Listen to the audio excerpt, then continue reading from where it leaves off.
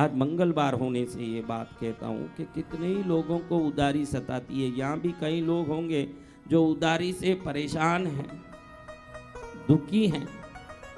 हाँ, तो ये जो सूखा सोंठ आता ना, सोंठ जानते हो, अदरक, सूखा अदरक, एक आखी अदरक, साबुत अदरक लेके उस साबुत अदरक के साथ 6 रुपया, 5 रुपया और 1 रुपया समझो, 1 रुपये के 6 सिक्के समझो और 2 रुपये के 3 सिक्के समझो, कैसे भी करो, 6 रुपया और एक अदरक का टुकड़ा, आपका जो लोन का पेपर हो, आपकी जो उधारी का लिखा पढ़ी का चीज हो, मंगलवार के दिन सूर्योदय से 12 मिनट के अंदर ये सौंठ और ये क्या हुआ बेटा, सौंठ का टुकड़ा और 6 रुपया, 6 शुक्र का है, 6 किसका है, शुक्र का, और सौंठ का टुकड़ा कैसे भी उधारी को मिटाने का काम करता है।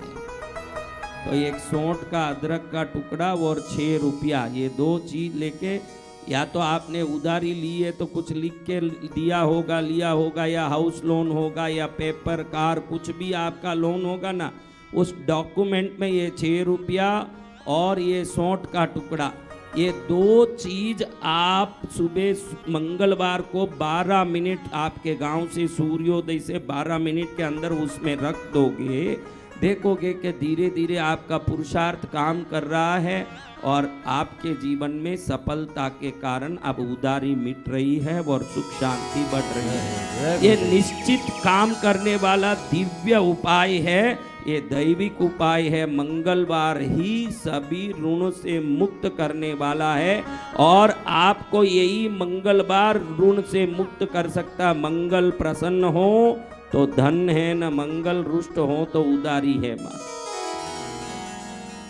किसको सुखी होना है? देखो मंगलवार में हम बैठे, सभी को होना है। किस में बैठे हैं? मंगलवार। मंगल ही मंगल करने के लिए कृष्णगिरी आए हमसे। क्या करने आए? मंगल ही मंगल, जीवन में मंगल ही मंगल हो जाए, ये भाव लेके कृष्णगिरी आए। जी भगवान। और जिसने सच्ची श्रद्धा से कृष्णगिरी में कदम रखी हो, उसके भाग्य को जगने से कौन बदल सकता है प्रभु? उसको कौन रोक सकता है? उसके जीवन को सफल होने से मुर्दा भी जगता हो तो वो पवित्र धाम है कृष्णगिरी। दरिद्र नारायण धनवान बनता हो, वो पुण्य धाम है कृष्णगिरी। सूखे रेगिस्तान में फूल खिल जाते हो तो उसका कारण धाम है कृष्णगिरी। पत्थर में पुष्प खिलते हो तो वो पवित्र धाम है कृष्णगिरी। नागराज आशीर्वाद देते हो वो पुण्य धाम है कृष्णगिरी। पद्मावती की छाया बरसती हो वो दिव्य धाम है कृष्णगिरी। तो ऐसे पावन धाम में हम सब आए। आज बहुत कुछ सीखना है, छोटी सी जल्दी सी हम एक कुछ समय में बहुत कुछ सीखने के लिए तैयार होना है मेरे बच्चों। तो अब हम देखते हैं, एक सवाल पूछ लिया तो मेरे दिल में आया कि इसका समाधान नहीं मिलता है, और समाधान पावे नहीं पावे कोई फर्क नहीं पड़े, लेकिन इसको समझने से जीवन की गति समझ आएगी कि नास्तिकों का मजा क्यों है, न आस्तिक दुखी क्यों है। तेरे को भी ऐसे लगता है महेंद्र कि नास्तिक सुखी है, आस्तिक दुखी है? तो कैसे है?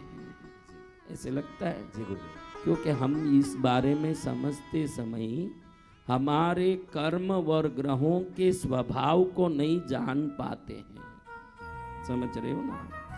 जब ये जान पाओगे तब आपको समझ पड़ेगा कि ये क्या करना है, कैसे करना चाहिए। तो महाराज इसको देखने के लिए अब कुछ चीजें हम देखते हैं, इसको अच्छे से समझ पाएंगे, थोड़ा जरूरी भी है देखना। ये लाइट को इस बोर्ड की तरफ कर बेटा, अभी बोर्ड की तरफ आकर्षण आना है। किधर आकर्षण आना है? आज वास्तु के बारे में भी समझना है। बहुत अच्छा किया बेटा, ये गेट बंद करके मेरे दिल को इतना तू खुश कर दिया, बड़ा मजा आता है। जो गुरु आने के बाद आते हो उनको चेले नहीं कहा जा सकता। जो गुरु आ गया हो उसके बाद अभी भी मैं आने के बाद जो भी बेटे हैं बाद में आके वो मेरे गुरु हैं, वो मैं मानता हूँ। वो मेरे गुरु मेरे बाप हैं जो अपनी मर्जी से आते हैं। मेरे पास ये नहीं चलेगा, किसी का नहीं चलेगा। हाँ मेरे पास भगवती कहा ये सब मिटा दे बेटा, मिटा दे, पेन ले ला, जल्दी मिटा तू, जल्दी मिटा। जब तक हम एक बार ताली बजाएं, बजा दिया जी गुरु। देखो यहां दो चीज लिखता हूं।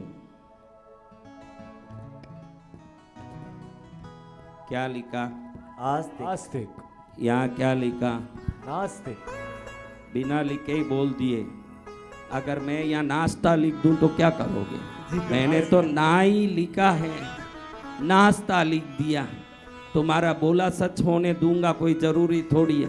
जय जय। अभी कुछ दूसरा लिख दूं। जय जय गुरु। आस्तिक कौन भाई? आस्तिक कौन? अस्तित्व को मानता। पहले इसका अर्थ को समझो फिर सब समझेंगे। ईश्वर के अस्तित्व को मानता है वो आस्तिक। इतना ही सरल अर्थ है। ईश्वर के अस्तित्व को नकारता है वो कौन है? नास्तिक। ऐसी कोई दिव्य शक्ति नहीं जो इस दुनिया को चलाती है। मैं नहीं मानता ऐसे जो कहता है वो कौन है? नास्तिक। नास्तिक। प्रभु है, भगवान है, मेरे जीवन की रक्षा करते हैं, ऐसा जो मानता है वो कौन है? आस्तिक। अब देखो आपको एक बात बताता हूँ। आपका जीवन बेटा अभी ये टोई टोई 2 मिनट बंद करना हो वो, और बोलूँ ना उस लायक का टोई टोई बजाया कर, अलग टाइप का टोई टोई मत बजा। जब बोलूँ उस लायक का टोई टोई बजाएगा तो आनंद भी आएगा। हाँ ये क्या लिखा मैंने? कर्म। देखो इसका 2 अर्थ है। ये शब्द इतना जादुई शब्द है, इस शब्द के बारे में जितना कहें उतना कम है। इसका एक अर्थ होता है पूर्व जन्मों में की हुई परिश्रम या पूर्व जन्मों की, ये भी तो हो सकता है इस कर्म में। आज का परिश्रम भी हो सकता है ना। कर्म यानी आप लोग बोलते हो ना ये तो मेरा कर्म है। क्या कर्म करके आया भगवान जाने मेरे कर्म कैसे हैं। और ये 2 कर्मों को दिखाता है। एक तो पूर्व जन्मों के हमारे किए हुए कर्मों का संचय, इसको संचित कर्म बोलते हैं। क्या बोलते हैं? संचित कर्म। अब ध्यान रखना, आज आप जो भी हो अच्छे से समझ लेना। जो कर रहे हो, जो सोच रहे हो, सोच भी आपका नहीं है, क्रिया भी आपका नहीं है, कर्म भी आपका नहीं। अरे महाराज ये क्या बोल दिए? फिर हम इतना बैठ के लक्ष्मी साधना कर रहे हैं, इतना जाप कर रहे हैं, फिर क्या हम नहीं करते? अरे मेरे भाई पूर्व जन्म में तुझे जो क्रियाओं का प्रतिफल मिलना लिखा है, अब वो प्रतिफल नए कर्मों के द्वारा या किए हुए कर्मों के कारण स्वतः ही मिलता रहता है। वो पाने के लिए जो हम कर रहे हैं उसको हम कर रहे हैं, सोच रहे हैं, वो पुराने कर्म हमसे करवा रहे हैं, हम कुछ नहीं करते। वो पुराने कर्म कृष्णगिरी भेज रहे हैं, जा कृष्णगिरी दर्शन कर, गुरुदेव का आशीर्वाद मिलेगा, कल्याण होगा, कल्याण होगा। जय गुरुदेव। जय अब देखो एक बात बताता हूँ, बहुत अच्छे से समझाता हूँ, समझना। एक कर्म फलदाता है शनि। कौन है? शनि। एक कर्म फलदाता कौन है? शनि। आपके जो भी आज हो रहे हैं घटना, उन सभी घटनाओं को नियंत्रित करना, रोक देना, नहीं होने देना, खूब होने देना। खूब आ जाएं आपके पास या जो है वो चले जाएं, ये सब कंट्रोलिंग कैपेसिटी की हेडक्वार्टर्स अगर कोई है तो वो क्या है? शनि। आपका ये शरीर इन ग्रहों से कंट्रोल होके चलता है। अभी देखो आपका टीवी किससे चलता है? रिमोट से। तो आपका शरीर भी ग्रह रूपी रिमोटों से चल रहा है।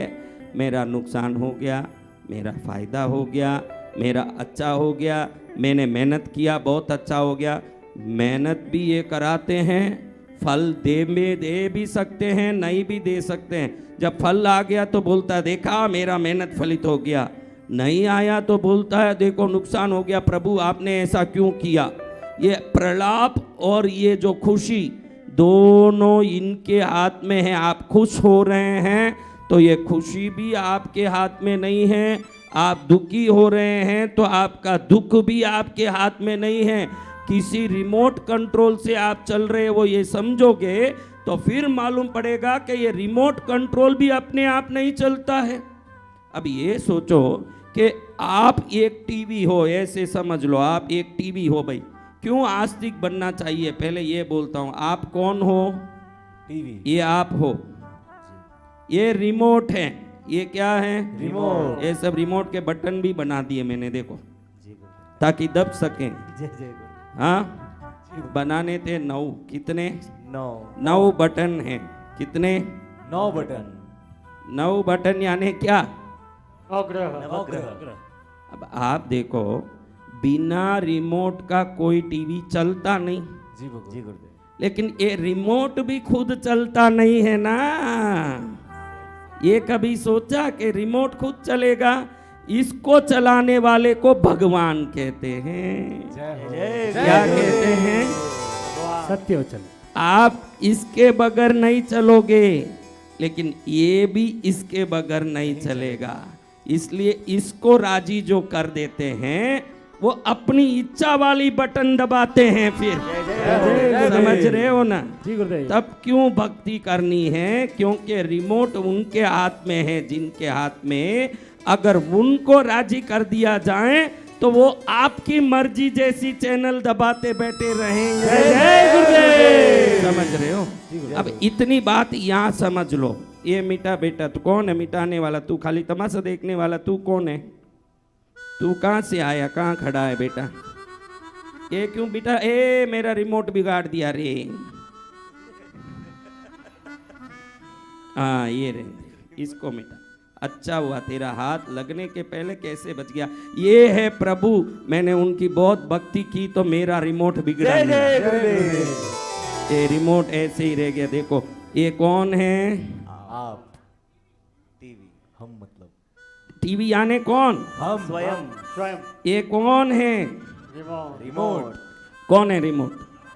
नवग्रह। ये कौन है? भगवान। इस परम तत्व को आप शिव नाम रखो, विष्णु नाम रखो। मैं तो उसमें जाता ही नहीं हूँ, मुझे तो दिख गया कि सब एक ही है, मैं वो देख लिया हूँ। अभी आप अपने हिसाब से देखो। अभी देखो 2 बात बताता हूँ। ये सवाल का जवाब इतना महंगा है क्योंकि आज तक कोई साधु या कोई स्पीकर इसको सही जवाब दे नहीं पाया है कि नास्तिक सुखी नास्तिक दुखी क्यों हैं, वो आज देखना है। देखो आपके जीवन में ये रिमोट में जो खास काम होते हैं, खास काम, जी भगवान। वो खास काम होते हैं इनसे और इनसे। राहु और केतु। ये निश्चित आपसे जन्म से मरण तक ये 9 ग्रह आप में आपके स्वभाव को निर्धारित करते हैं कि आप कैसे स्वभावी होंगे। क्या सबको रसगुल्ला भाता है? नहीं गुरुदेव। तो क्या सबको रसगुल्ला से नफरत है? नहीं गुरुदेव। क्या सबको गुलाब जामुन भाता है? नहीं गुरुदेव। तो सबको गुलाब जामुन से नफरत है? नहीं गुरुदेव। तो आपके स्वभाव को आप बोलो ना कि मेरे को समोसा बहुत भाता है। ध्यान रखना ये आपकी पसंद नहीं है, उन ग्रहों का स्वभाव है। जो आपको पसंद है वो ग्रह निर्धारित करते हैं कि आपको क्या पसंद होगा, आप क्या खाओगे, आप क्या बोलोगे, आप कैसे चलोगे, आप क्या करोगे, आप फुटपाथ में रहोगे, आप राजमहल में रहोगे। ये कंट्रोल किसके हाथ में है? राहु। तो ये ग्रह दो चीज कंट्रोल करते हैं। ग्रह क्या क्या कंट्रोल करते हैं? दो चीज। एक आपका स्वभाव को वो निर्धारित करते हैं कि आप कैसे स्वभाव में होंगे। क्या निर्धारित करते हैं? आप स्वभाव में होंगे और आप कैसी परिस्थिति में होंगे। ये दो ही चीज इनके कंट्रोल में। आपके पास दो ही चीज है। देखो, एक तो आपका स्वभाव, जी भगवान। एक आपकी परिस्थिति। इसमें सब कुछ आ गया जीवन। एक तो आप कैसा, आप स्वभाव के हिसाब से, मुझे गाना सुनना है, ये स्वभाव। मुझे गाना अच्छा लगता है, ये स्वभाव। मुझे आज रोटी नहीं मिल रही है, ये परिस्थिति। ये दोनों चीजों को कंट्रोल ग्रह करते हैं। आपके ग्रहों की कुंडली लेके देखोगे तो बिल्कुल बता सकते हैं कि आज सुबह आपने क्या ना। उस दिन मैंने बताया ना एक औरत को कि तेरी शादी नहीं हुई होगी, जी गुरुदेव जी तू था क्या? जी गुरुदेव मोबाइल नंबर से ही बोला ना वो बात। बिल्कुल गुरुदेव। तो सुबह क्या नाश्ता किया होगा, ये गारंटी से बता सकते हैं। हाँ, अब देखो, राहु का खुद का पूर्व जन्म का कर्म जो देने वाले हैं वो है शनि। बोला मैंने, ये शनि बाकी ग्रहों को कैसे काम करना ये कंट्रोल में रखते हैं।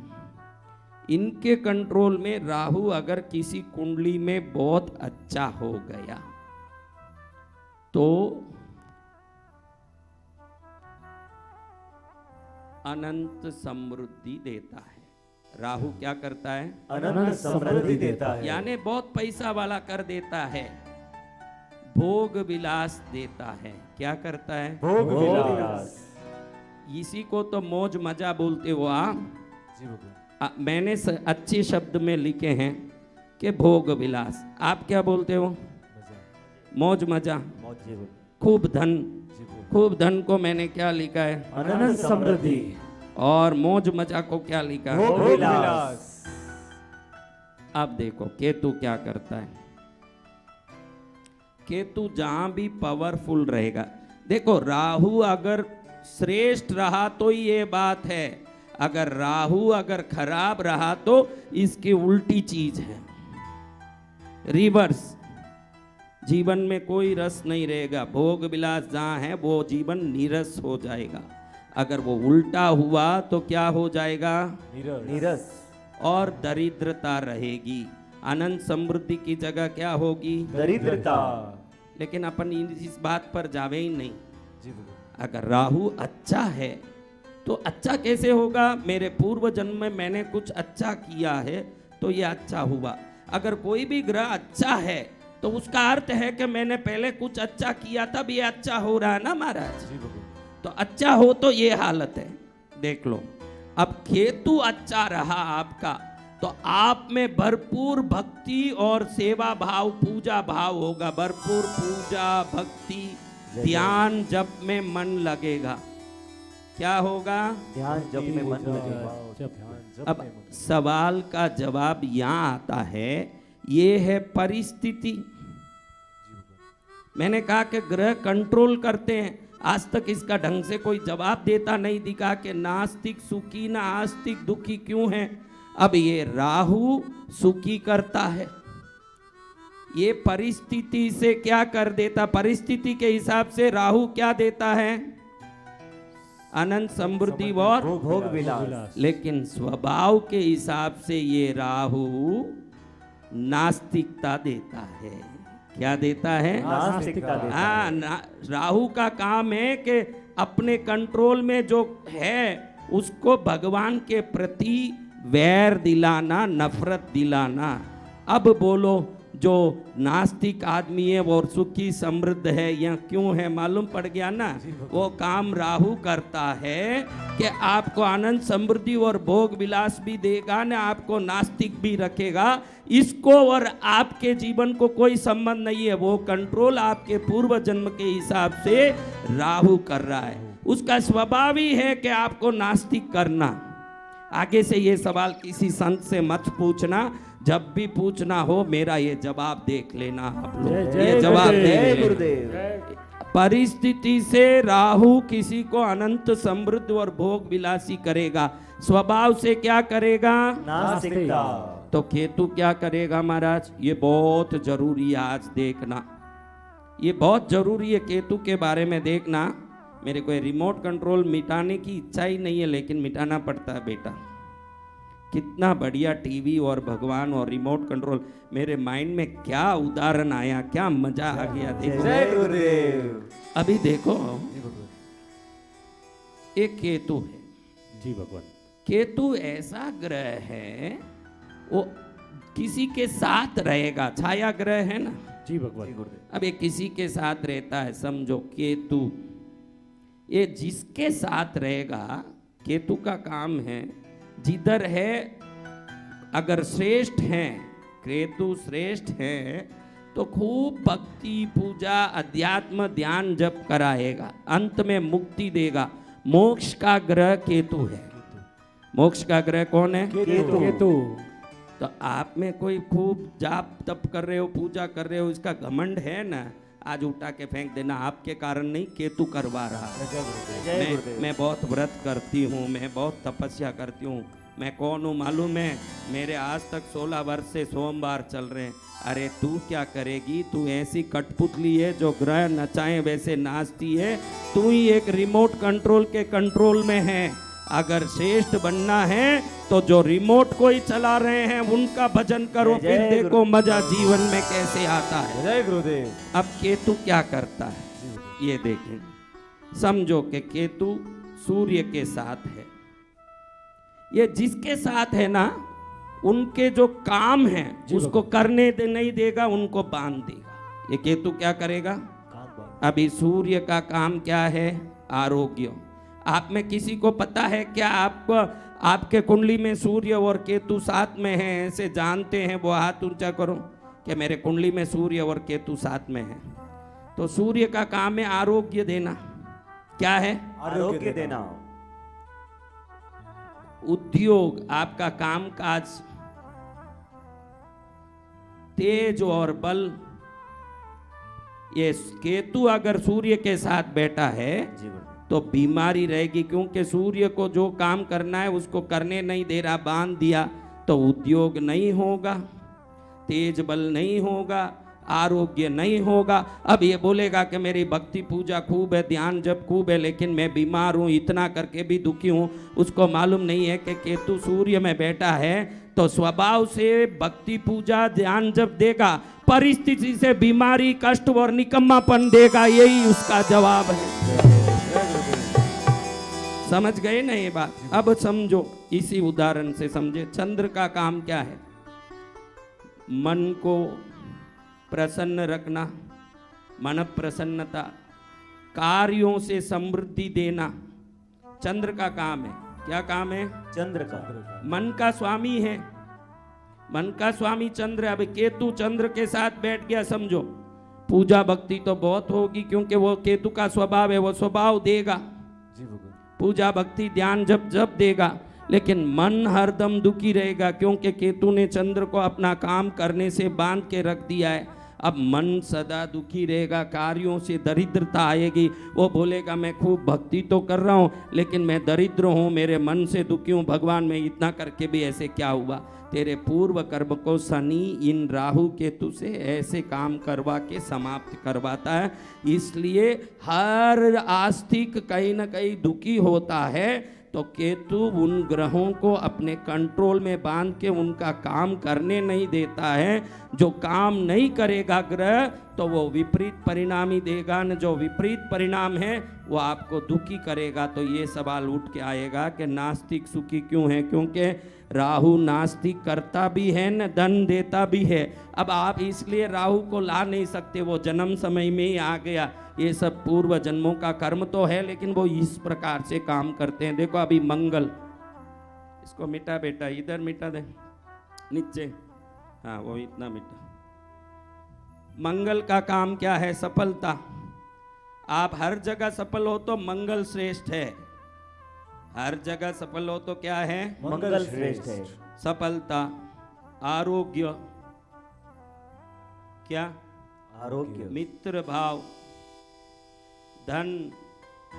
अब ये केतु अगर मंगल के साथ आपका बैठा है तो बीमारी, शत्रु, दरिद्रता, क्योंकि उसने बांध दिया मंगल को अपने काम करने से। जी गुरु। अब यहाँ क्या आएगा? तब आप बोलोगे कि मैं भक्ति तो करता हूं। भक्ति करवाना केतु का स्वभाव है, लेकिन मंगल को बांधने से परिस्थिति में वो बीमारी, शत्रु और दरिद्रता लाता है। इसलिए भक्त दुखी क्यों होते हैं, उसका जवाब केतु के परिस्थिति और स्वभाव को देख के मालूम पड़ता है कि भक्त अभी वो गुरु को बांधेगा। इधर मिटा बेटा, ये मिटा, ये बताया बेटा, जी भगवान। बोर्ड दिखता है, तू दूध पी के आया? हाँ, वो ध्यान रखना, बराबर दूध पीना। ले अभी गुरु क्या है, काला पेन का एक कम लिखता है, अभी काले में अच्छा दिखेगा शायद। गुरु का स्वभाव है अथाह संपत्ति का स्वामी बनाना। गुरु ही धन, संपत्ति, ज्ञान, मोक्ष के स्वामी हैं। अब इधर केतु आ गया, भक्ति तो आपकी खूब होगी, गुरु को बांध के आपको दरिद्र नारायण करेगा। अगर शुक्र का भी ऐसा ही स्वभाव है, शुक्र वैभव के स्वामी हैं, पुत्र संपत्ति के स्वामी हैं, वैभव, पुत्र, संतान। अगर केतु आके शुक्र में बैठा तो बच्चा नहीं होगा। आप बोलोगे मेरे बच्चे नहीं हो रहे, मैं इतनी भक्ति की। केतु का स्वभाव है भक्ति कराना, लेकिन केतु बांध के शुक्र को आपको पुत्रहीन कर देगा। आप बोलोगे इतनी भक्ति की प्रभु, इतनी सेवा की, मैं इतना दुखी क्यों हूं? बोलोगे ना? तो आप पूर्व कर्मों के हिसाब से शनि के द्वारा निर्देशित केतु के द्वारा भक्ति कर रहे हो। भक्ति भी आप नहीं कर रहे हो। आज से जो घमंड है, मैं व्रत करती हूँ, मैं कृष्णगिरी में माँ लक्ष्मी की जाप करने गई हूँ, केतु अगर तुमको नचाने की सोच लिया तो आप कुछ नहीं कर पाओगे। माला लेके नाचती रहोगी भगवान के नाम की, वो आपके हाथ की वश की बात नहीं है। ये धर्म अधर्म सब इनके कंट्रोल में है। अधर्म आ रहा है जीवन में तो राहु कंट्रोल में कर रहा है आपको। धर्म आ रहा है आपके जीवन में तो केतु। तो एक ही जगह केतु आपको सर्वोत्तम बना देता है। किसी का केतु और शनि का अगर युक्ति हो, कौन सा? केतु और शनि। केतु और शनि का युक्ति हो, समझो। शनि का काम क्या है? कष्ट देना।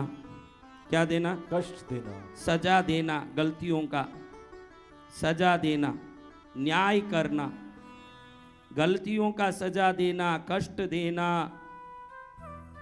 विपदा उत्पन्न करना, एक्सीडेंट करना।